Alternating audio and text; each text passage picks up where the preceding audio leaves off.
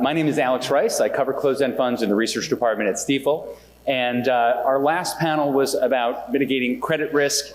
And our panel is going to handle the opposite side. We are more focused on investment grade assets, things that have more interest rate risk. We are very lucky today to have two portfolio managers with us. We have Miguel Laranjero from Aberdeen and Ryan McDonald from BlackRock, who are here. Both of these guys have very deep experience in munis, so some of the conversation may skew towards that, but the overall theme of investment grade investing in closed-end funds is what we're tackling.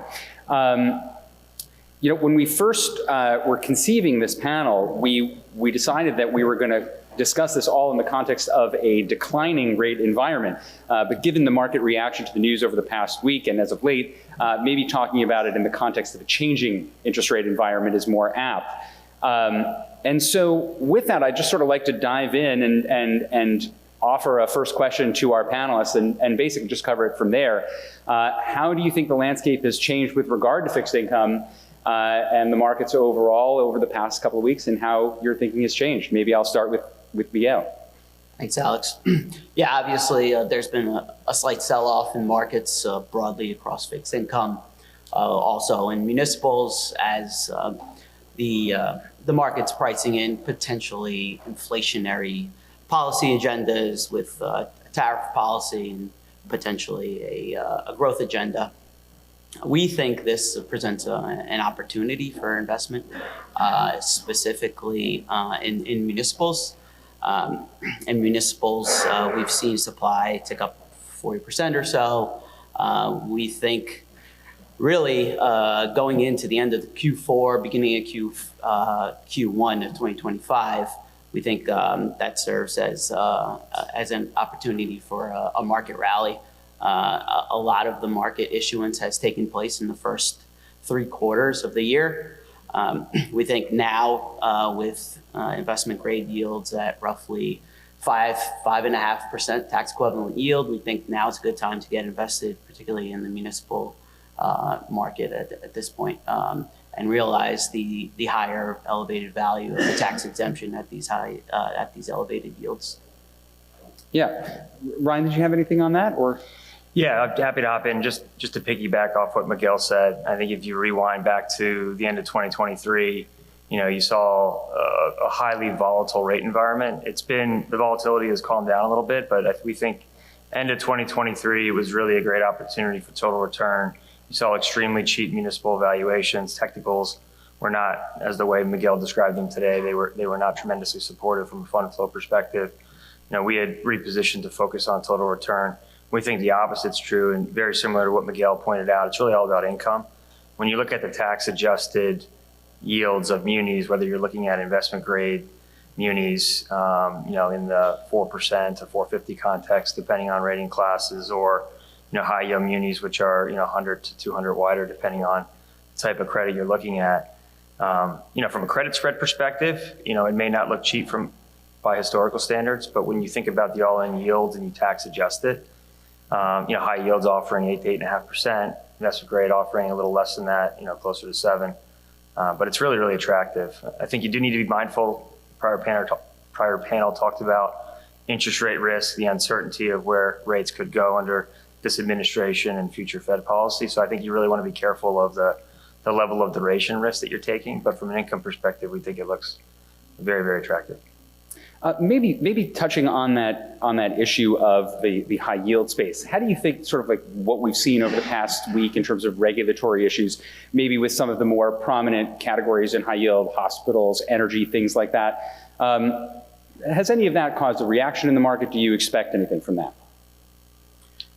We think within the high yield space, the potential for deregulation could enhance the credit fundamentals of certain sectors. One that comes to mind would be hospitals. Their hospitals, small rural hospitals, have been looking for a source of M&A activity. And that's been difficult to come across more in this recent administration. We think M&A activity ramps up in the coming administration, which could help some of the smaller hospitals realize economies of scale, bring down their cost pressures, enhance profitability. So we think that's an opportunity for credit strength in the future. Another sector we like is charter schools. We think this administration is constructive on school choice. With that, we think there's some additional federal funding and stimulus behind those programs could enhance school choice, and then that bleed into charter school fundamentals. So those are two sectors in terms of where we think regulation or deregulation will help.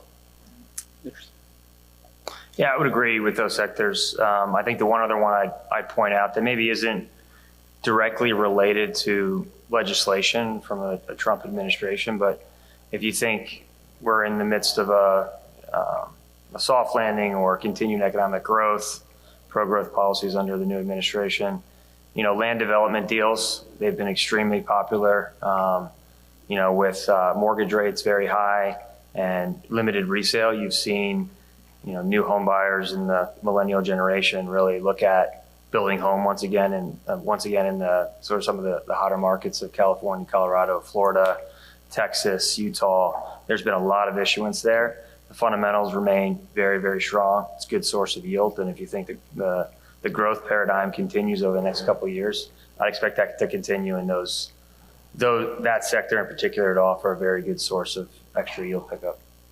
That's interesting.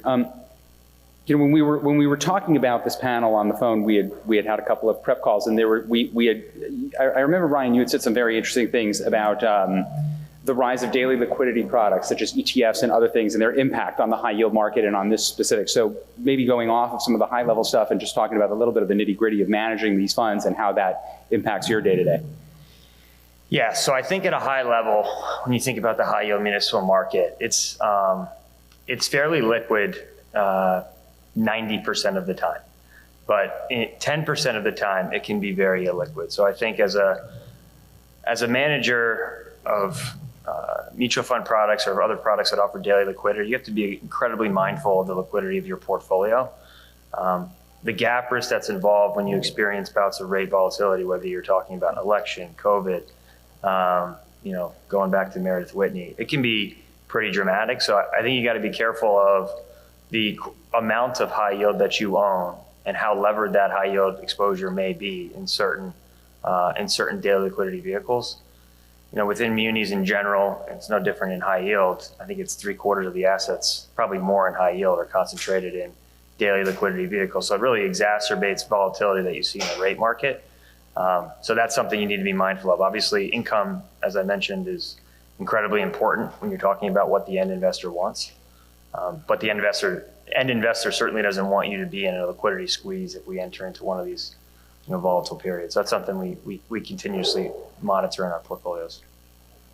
Yeah, that's a good point, Mike. I agree with that. I think the buyer base is predominantly retail, and especially in the tax exempt part of the market, for obvious reasons. Realizing the tax exemption, we've seen the corporate tax cut really exacerbate that, where the dominant buyer has been the retail side of the market. But what we have seen is different wrappers help liquidity within the retail side of the market. So where historically the market was composed of mutual funds, now we have mutual funds, we have ETFs, we have SMAs that are a growing influence in the market.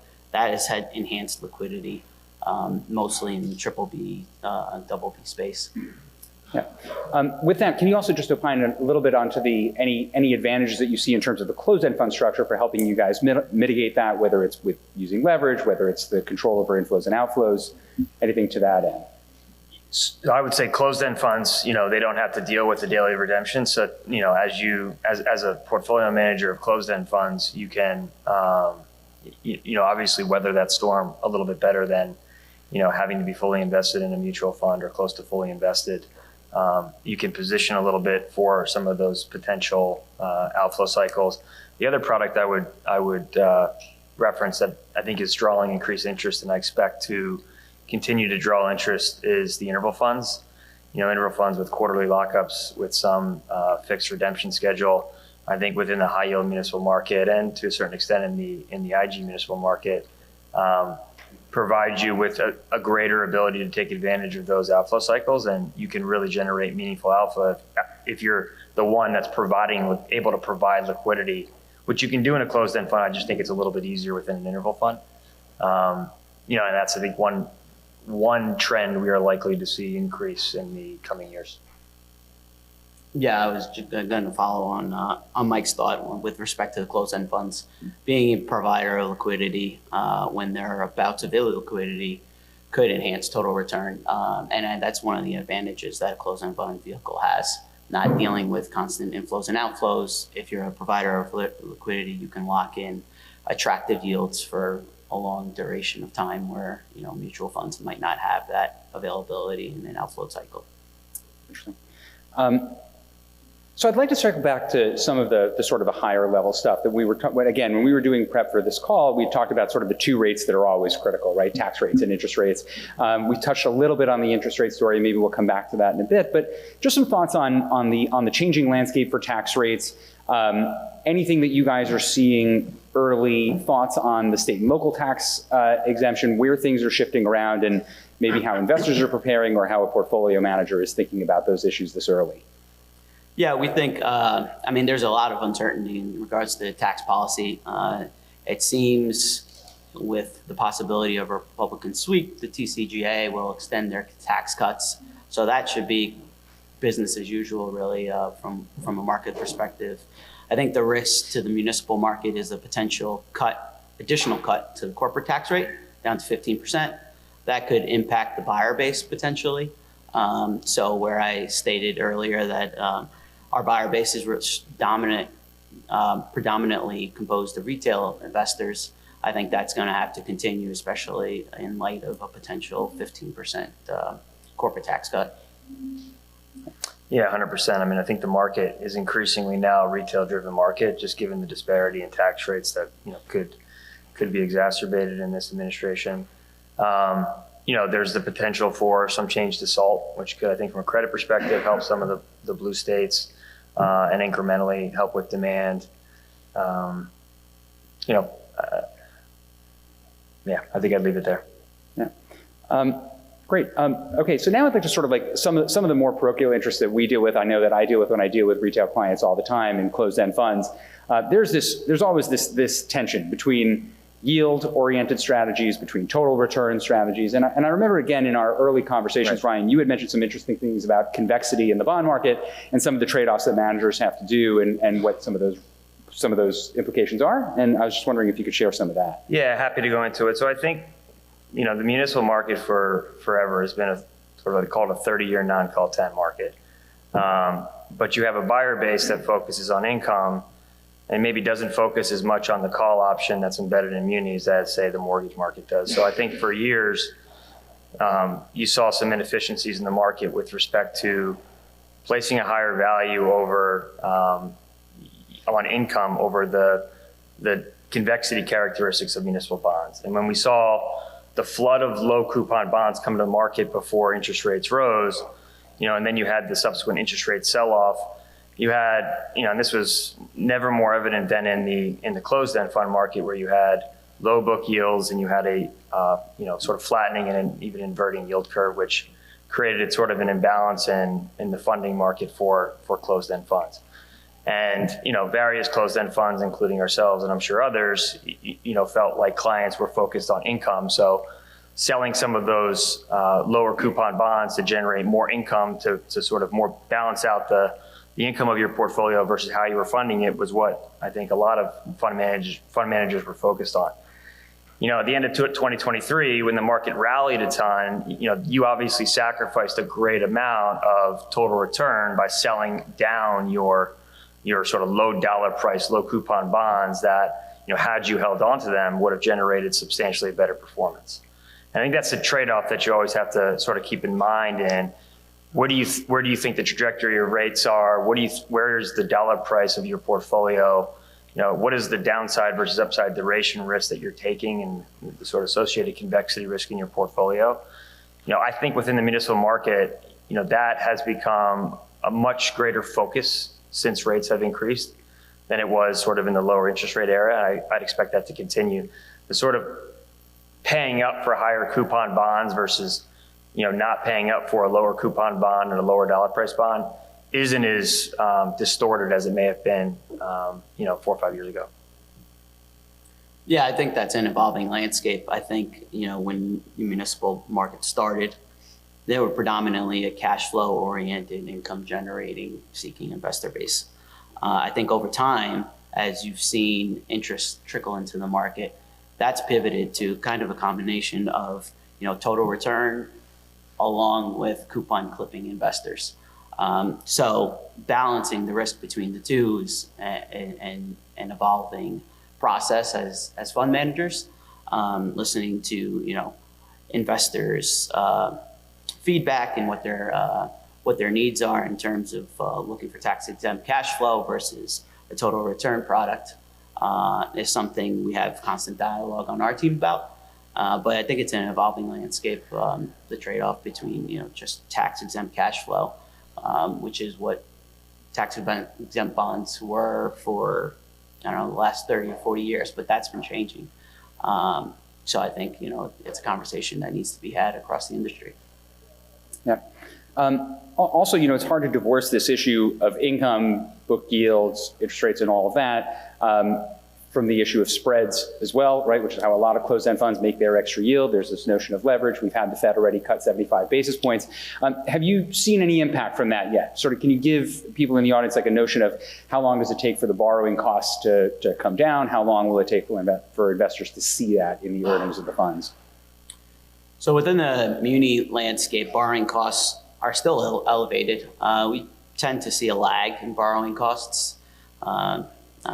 3 months or so post Fed cut, that'll start to flow into short-term interest rates. The curve is still inverted in the belly, so leverage costs are still relatively elevated compared to the long side of the curve. But we think over time, as the Fed continues down their trajectory, we think the curve will normalize, which should be additive to total return over time, assuming high leverage or leverage for closed-end funds. Yeah, I think that covers it on my thing. Yeah, I don't have much to add. I mean, I think if the Fed continues in their rate cutting cycle, leverage costs will get better. There still is some appeal to leverage for sure. We're seeing closed-end fund dividends still, I think, at an elevated level relative to what they're able to generate on a tax-exempt yield basis. There's an element of return of capital that is included in those distribution rates that I think most fund complexes are hoping the yield curve normalization ultimately will allow them to sort of grow those yields into where their distribution rates are. Right, that's a wonderful point, an important point. This year we have seen a lot of closed-end funds, a lot of muni closed-end funds preemptively raise their dividends, right? I mean, in normal cycles, you would have a scenario, the Fed would start cutting, the leverage costs would fall, the earnings would rise, and then the dividend increases would come. And we've kind of put the cart before the horse here a little bit. Can you talk about sort of like the impact that you think that those returns of capital have had both on the way that the funds have traded as well as some of like what Ryan was alluding to, the internal portfolio dynamics and the internal earnings of these funds? And will they ever be able to grow to those levels that we see some of these complexes trading? Yeah, that's hard to say, right? It's a function, I think, of where the Fed takes short rates and what happens to the shape of the curve, both in the rate market and the muni market. I think the hope is that rate curve normalization will allow, fund families to grow, or closed-end funds to sort of grow into those distribution rates. I think part of the reason why you're seeing return of capital and higher distribution rates is obviously the size of the discounts that were embedded in the in the closed-end fund market. The activism that we've seen, I think, has contributed to that as well. So we've seen those discounts come down. We'll ultimately have to see what happens with the rate market and the sort of shape of the curve to determine whether or not those dividends have to be cut. My guess is it's some combination of dividends are reduced at certain closed-end funds and a higher tax-exempt yields from rate curve normalization. Yeah, in regards to return of capital, we think it does work for short-term investors. Generally, it does tighten in the spread. We think intermediate to long-term, these return of capitals really put a crimp on total return and then kind of a drag on NAV. So we think long term, probably not. It's not something at this point that we have been comfortable with, but in the short term, we have seen it close discount rates. But it's an ongoing conversation. Right, and I mean, just from my perspective, I think sort of shareholder education and having people understand what their earnings rate versus what their cash flow is, and those are two, what kind of a withdrawal rate your account can sustain versus why a manager is paying what they're paying is an important discussion to get into. From our perspective, we often talk about reinvestment and things like that, and that people should sort of get their arms around those issues. Maybe this is a good moment to sort of ask if there's any questions from the audience. I do still have a few here on my agenda, but just sort of survey the crowd.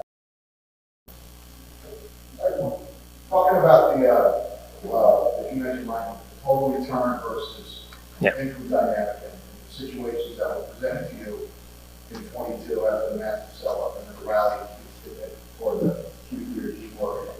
How dynamic are the conversations between, I guess, you as the portfolio manager and the fund sponsor to allow you to take advantage of these opportunities?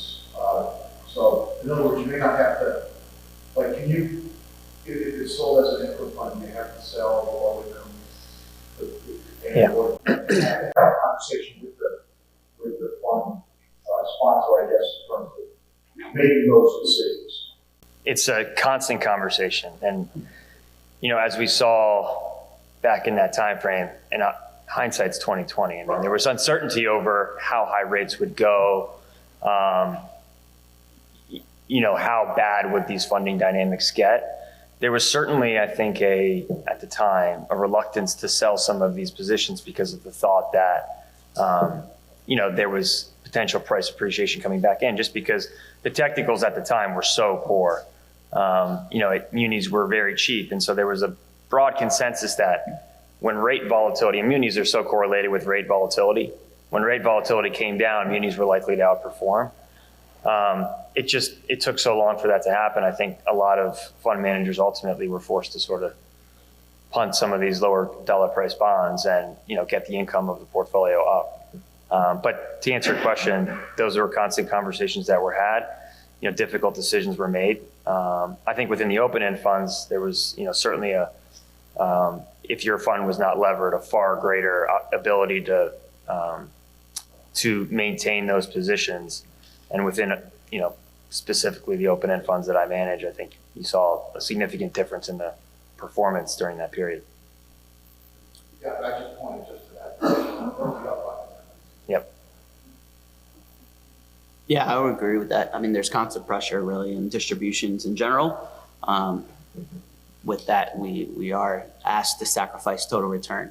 But yeah, first and foremost, there's constant pressure with distributions. So that's conversation with the sponsor at every board meeting, in between every board meeting. It's a topic that we're constantly circling. Okay, were there any others? Please.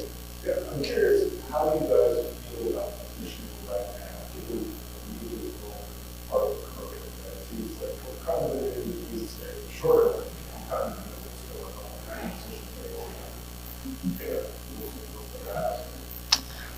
How do you I think in the long end, you're seeing a lot of demand come back. And so, ratios are around, I think, 85%, which is, below what the 5-year average was historically, although 5-year average is certainly skewed by how high and dislocated things got in 2020.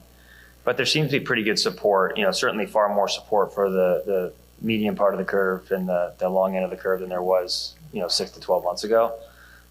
As Miguel mentioned, right, we saw a pull forward of supply. We saw strong fund flows. I mean, the supply was pretty well digested. And, if we're entering into a period of relatively muted supply relative to what we've seen year to date, which is, I think, up 30 or 40%. So we've seen a huge amount of supply.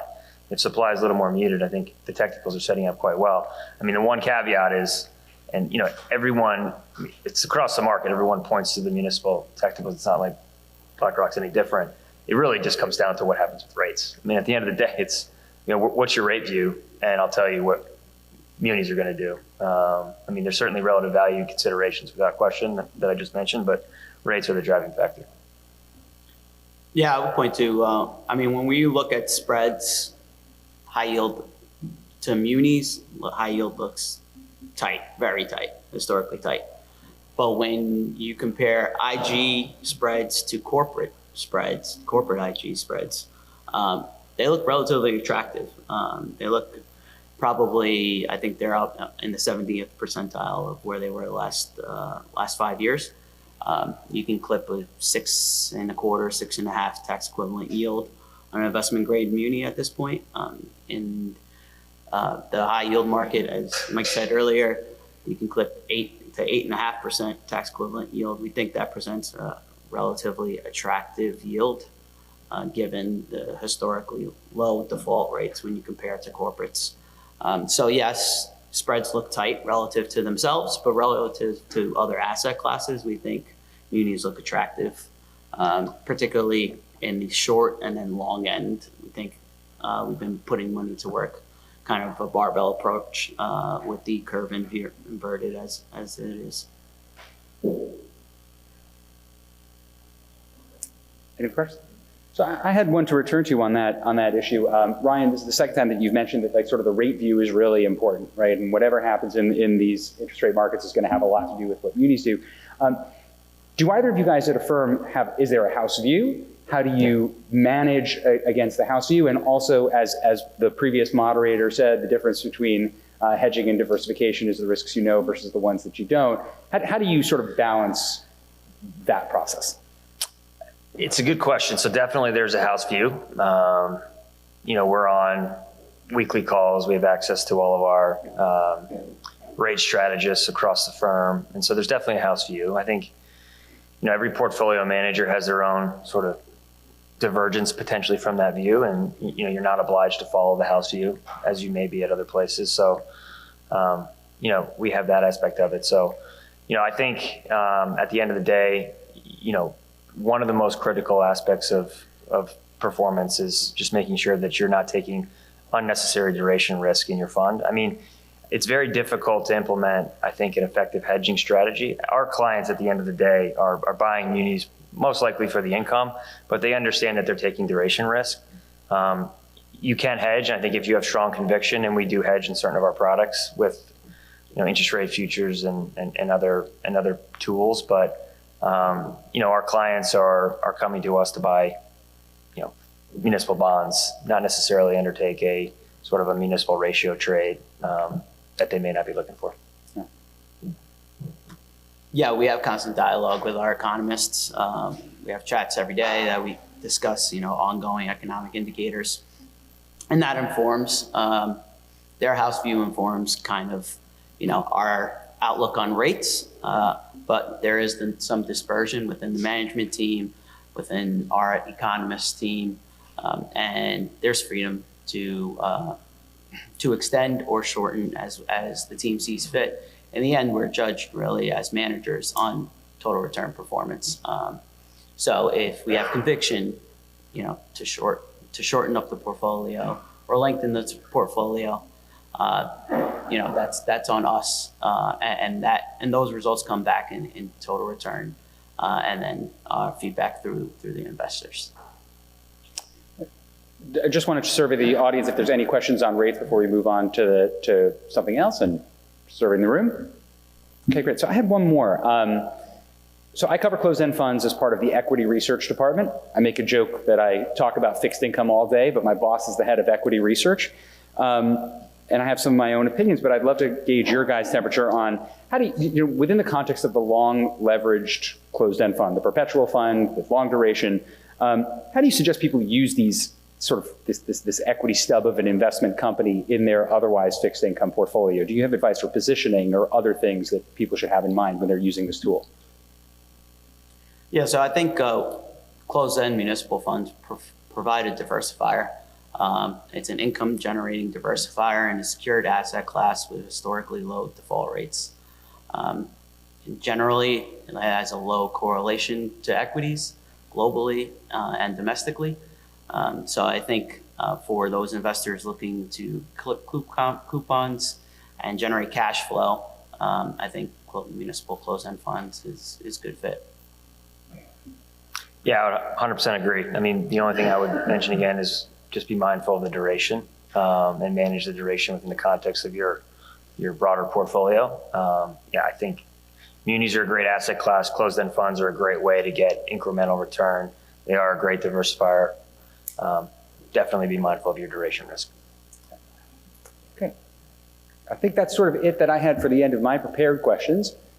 Does anybody have anything from the audience, or do the panelists have anything left? I think we have about 2 or 3 minutes left if we need it. Please, in the back.